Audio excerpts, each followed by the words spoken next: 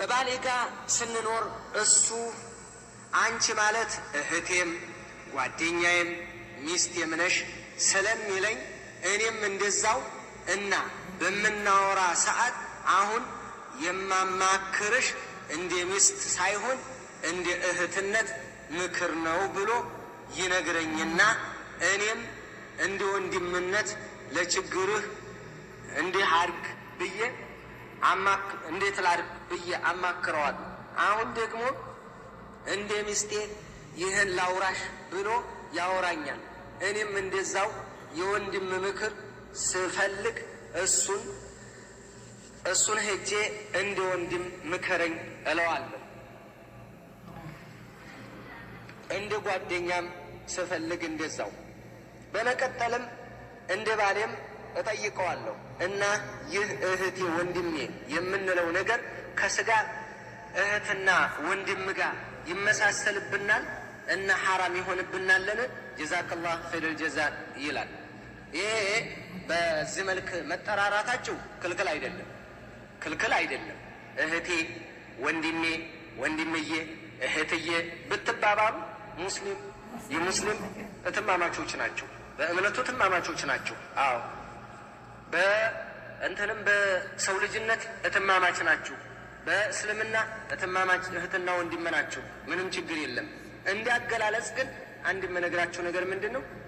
ዑለማዎች ይጠየቃሉ እንደዚህ አይነት ቀውሉ ረጁል ሊዘውጀቲህ አንቲ ኡሚ አው እኽቲ አው ያማማ፣ ሚስቱን ባለቤቱን አንቺ እኮ እህቴ ነሽ ይላታል።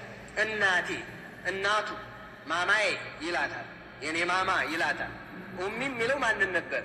እናቱን ነበር።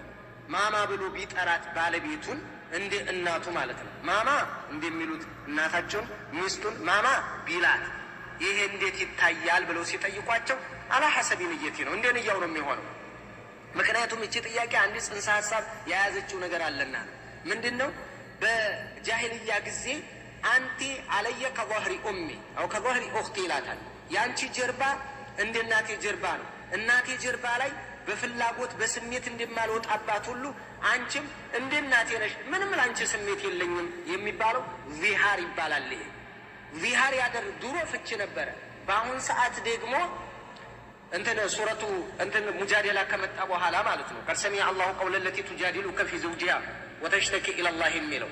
ስለዚህ በአሁን ሰዓት አንቲ አለየ ከظهሪ ኡሚ ካላ አንድ ሰው ከፋራውን አውጥቶ ነው የሚለው። ከፋራውን ያወጣል። ዒትቁ ረቀባ ወይ ደግሞ 2 ወር መጾም በተከታታይ ወይ ደግሞ 60 ምስኪን ማብላት። ይሄ አለ።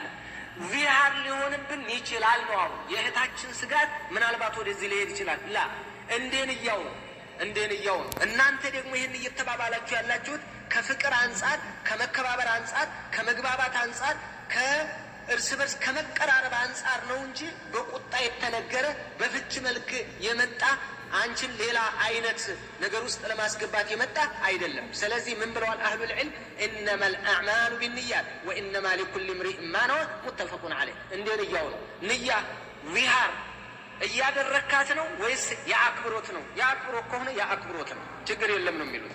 ይሄ ምንም ጣጣ የሚያመጣው አይደለም። እሷ ባባ ብትለው ባባ የሚባለው አሁን አባት ነው። ምናልባት ይባላል ወይ ሌላ አባትን ባባ እንደሚባል ባባን ባባ የምትላለ አሉ ባባ የሚሉ አሉ። እሱም ማማ የሚላት አለ። በእናት እናቴ የሚላት አለ። የኔ እናት አንቺ እኮ የእናቴ ምትክ የሚላል እናቴ የኔ እናት ብሎ የሚጠራ አለ። ይችላል። ቃለ እብኑ ቁዳማ ረሒመሁላሁ ተዓላ ፊል ሙግኒ ምን ይላሉ? ወኢን ቃለ አንቲ ዐለየ ከኡሚ አው ምስል ኡሚ ወነዋ ቢህ ዚሃር ፈሆ ዚሃር ነይቶ ከሆነ ዚሃር ነው። ስለዚህ ምን አለበት? ከፋር አውጥቶ ነው። አለበለዚያ አደጋ ነው። ይህን ካልነየተ አለ ፊ ቀውሊ ዓመት ልዑለማ ይህን ብለዋል። ወኢነዋ ቢህ ልከራማ ወተውቂር አክብሮት የእሷን ታላቅነት የእሷን እሱ ዘንድ ያላትን ሞገስ ለመግለጽ ከሆነ ፈለይሰ ቢዚሃር። ወሀከዛ ለው ቃለ አንቲ ከኡሚ አው አንቲ ኡሚ አው እምራአቲ ኡሚ እያለ ቢናገር ምንም ችግር የለበትም ይላሉ። ለዚህ ዳኢማዎችም ይህንኑ ተጠይቀዋል። እንዴት ነው አሏቸው። እንዴት ነው እኔ ወንድሜ ለሚስቱ ምን አላት? አና አኹኪ አንቲ ኡኽቲ አላት። ፈመል ሑክም አሏቸው።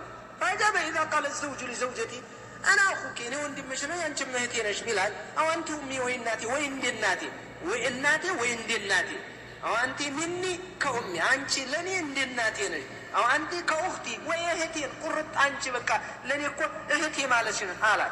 فإن أراد بذلك أن ما ذكر في الكرامة أو الصلة أو البر أو الاحترام لأكبروت لمجلس يسوان تلاك النت لما نصبارك فلقوا كوانا تشكر يلم ظهر أيهون بتن بلو بزي ملك ملي سوال فتودع موج ابن عثيمين انداو يا برتا توتال تشكر يلم من ميلوت وكرسو إلى الشيخ ابن عثيمين رحمه الله هل يجوز للرجل أن يقول لزوجتي يا أختي اهتي مالتي شلال لندي مستون بقصد المحبة فقط لا فكر بتشا أواجه ويدقمو يا أمي بلا تسيجلال يقصد المحبة فقط فأجب نعم يجوز له أن يقول لها يا أختي أو يا أمي بلا تسيجلال وما أشبه ذلك من الكلمات التي تجيب المودة والمحبة فكر يا متقال لي لو نعرفت نقل متكم يجلال لا فكر كهونة ظهار ليلانو بقطانو ميوطاو نميلوت ظهار سيقطانو سويو أنت علي كبوهر أمي أنت مالت النيناتي نش بكا በስሜት አልፈልግሽም ያንኛው በቁጣ የሚመጣ ነው በፍቅር የሚገለጽ ምንም ችግር የለም ብለው በዚህ ያመጣሉ ኢማም ኢብኑ ባዝ እንደው ባይጠቀመው ጥሩ ነው ሌላ ያሻማልና ወደ ዚሃር ያመጣልና ይላሉ ለማንኛውም ይሄ ቢሆንም من حيث الأدلة كماسرجة أقوية ودي ظهارነት የሚያመጣው ስለሌለ እሷን ባባዬ ብትለው የሷማ ምንም መጀመሪያም ظهار አታደርግ የእሱ እናቴ የኔ እናት እህቴ እያለ ቢናገር ምንም ችግር የለም ነው ምንም ችግር የለባችሁም እህታችን ወይም ወንድማችን በዚህ መባባላችሁ ምንም አይነት የظهار ሁክም እናንተ ላይ አያርፍም ትችላላችሁ ማለት ነው والله أعلم